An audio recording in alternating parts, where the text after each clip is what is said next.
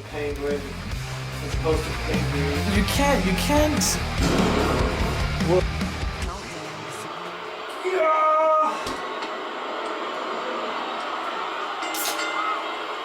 But yeah, I watched those. I watched Scary Movie R.A. Dur, and which was like watching the Marlon Wayans style because they directed the first two, right? They yes. the first two. Yes. Not the third one. The Unfortunately. third and fourth were Zuckerman, David Zuckerman or something. Zucker. There's like, there's a very like difference in style. You could sense there's a difference. Gotcha. But I mean, there's still hilarious, and the second one was definitely pretty funny.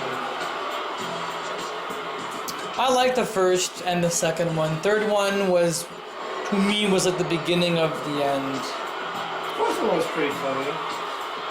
Yeah, the fourth one was more of an up-to-date version of it to me because 1 and 2 were like, obviously they're gonna spoof the older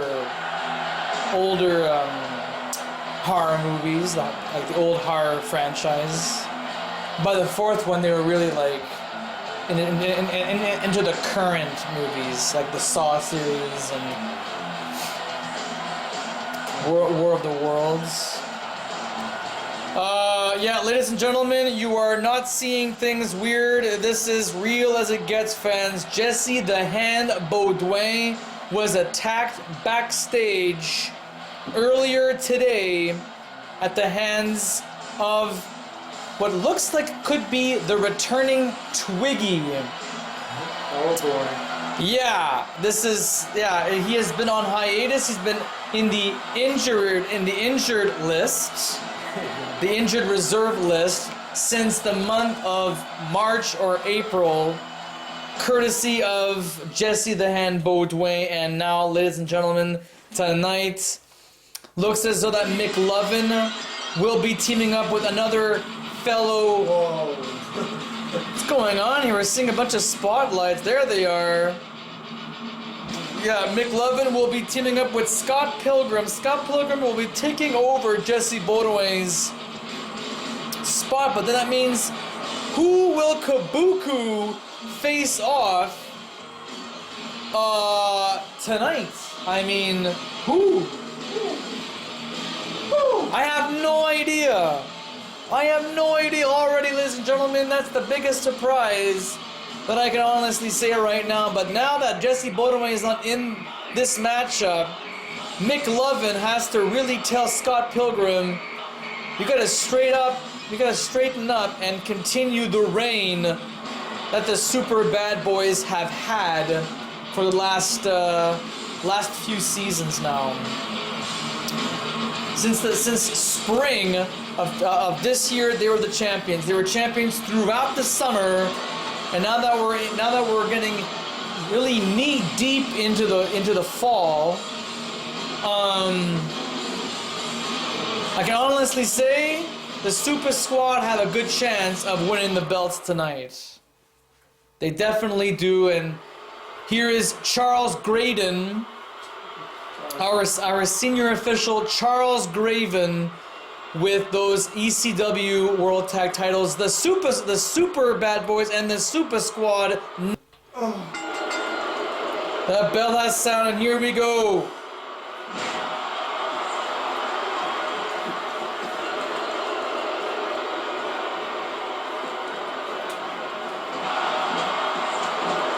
There's a blast from the past to see some of these, like, watching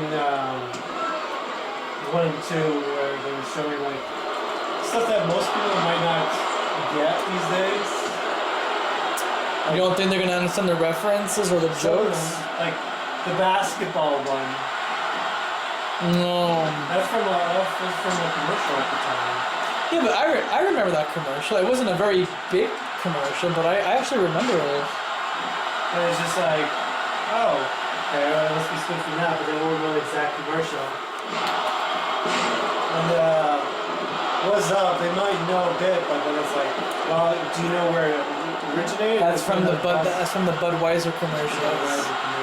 And speaking of which, I actually watched. Me and Erica from time to time will watch 90s commercials or 2000s commercials, and that one popped up. It's like 3 friends, and the commercial that I saw matched Scary Movie. One.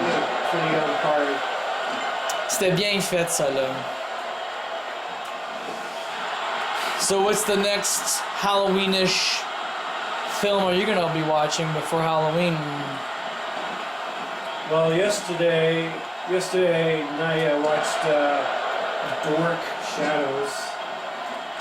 Dark Shadows. With Yanni Rep. It was based off an old TV series that involved some vampire. From I'm trying to get the plot together, but basically the vampires from olden times, like the early centuries there. Like the Van Helsing era? Probably around that time. Gosh. So Collins is like a rich family that is cursed, like their name is like cursed. Yeah. And then in the movie, there's a witch that gets accused, like that wants Barbara Collins' love. She can't have it, so she kills his love, and then he tries to kill himself in the process. Oh Because my. after, like, he's just by himself. So he tries to commit suicide that exact day in the movie, like I said. And then when he does, she doesn't allow him to die. He's just like, she fucks with him by not only turning him into a vampire, which I never heard of that ability of a witch, but she had powers to turn him into a vamp, and then turn the townsfolk on him, where they locked him up for several centuries. And I think in the time period they have in the movie is the 1970s. 1970s. So it's very disco. And Alice Cooper. Very young Alice Cooper. Well, they had clearly they had to de-age him a bit. They actually had him in the movie. But Figured. I think the type of, it was a TV series, and I think some of the appeal was that I guess the TV series itself too took place maybe during that time period. And it was like, ongoing serial about like an old-fashioned cursed vampire living with his modern-day distant relatives,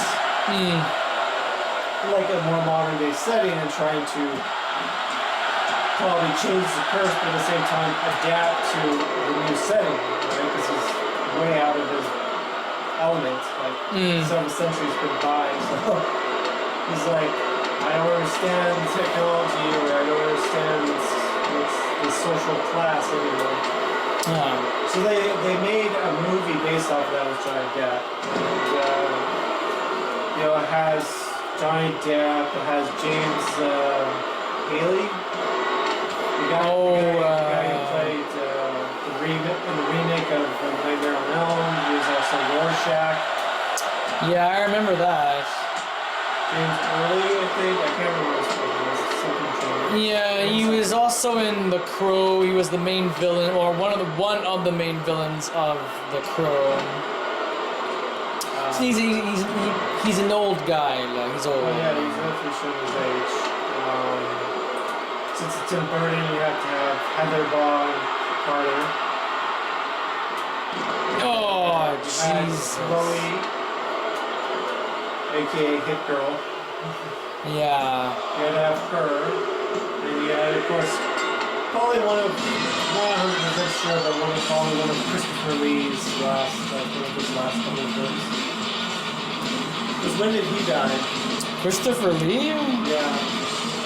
I have no idea, man. I want to say 2016. Might have been 2017, I'm not quite sure. And what did I say, ladies and gentlemen? Did I say that the Supa Squad have a good chance of winning?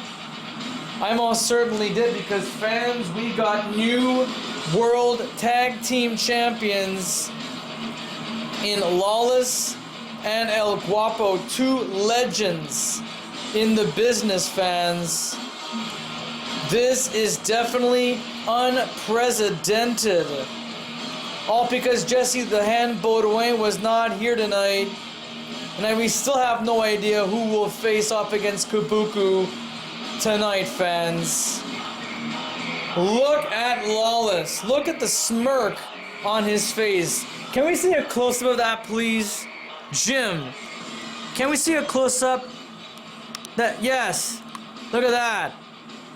Lawless with a beautiful championship belt in his hands. Congratulations there, you guys. You guys earned it.